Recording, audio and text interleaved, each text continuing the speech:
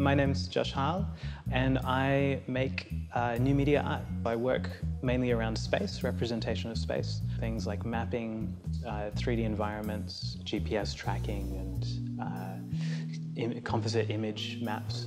And then things which are more like computer games, where you move through, it's first person.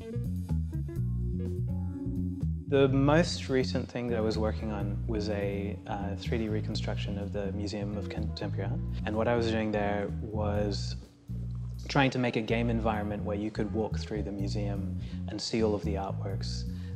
All of the video works were there running, the sculptures. We did 3D reconstructions of the sculptures. So effectively, when you went into the gallery space, it looked as close as possible to the real thing. One really interesting thing with the MCA was that because it was a computer game, people had a whole load of expectations of objectives in a game space. So it was a little bit of an opportunity to give people that sort of scaffold for their own phenomenological experiment in space, where you could walk through the virtual environment and you could see everything. And normally that's enough in a museum. You go in, you don't engage with the artworks. But there's a whole lot of expectations with a computer game to do with achieving objectives and scoring points. And so people would come in and they'd walk around and they'd go up and stand in front of an artwork and look around and maybe watch one of the videos that was there for a brief amount of time.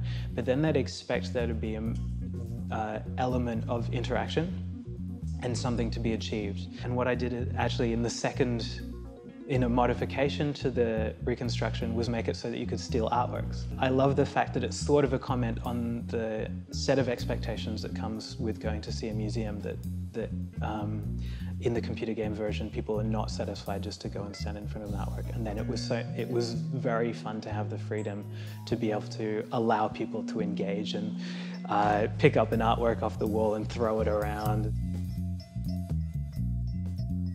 Physical distance has been abolished, basically, but that doesn't bring us closer together. When you see someone, you meet someone in another country, you travel back to Australia, and there was that distance, the conceptual distance as well as the physical distance, where it's like someone who you actually have to put effort into contacting.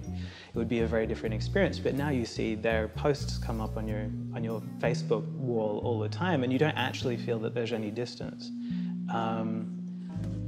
Despite the fact that you haven't seen them face to face for a long time or anything. I don't agree that bringing us closer to information about space gives us more intimacy into it. And I guess a lot of the sort of very romantic accounts of experience of the city are accounts of getting lost and getting caught up in the atmosphere of a space. It's very difficult to have that experience of a space when you're just staring at your abstracted map to get from A to B. You're looking at the space as an environment within which you have experiences. Like when I was in Newcastle, I wasn't seeing it as the environment that I was in, I was seeing it as the way to get from A to B, and B was the place that I was trying to get to.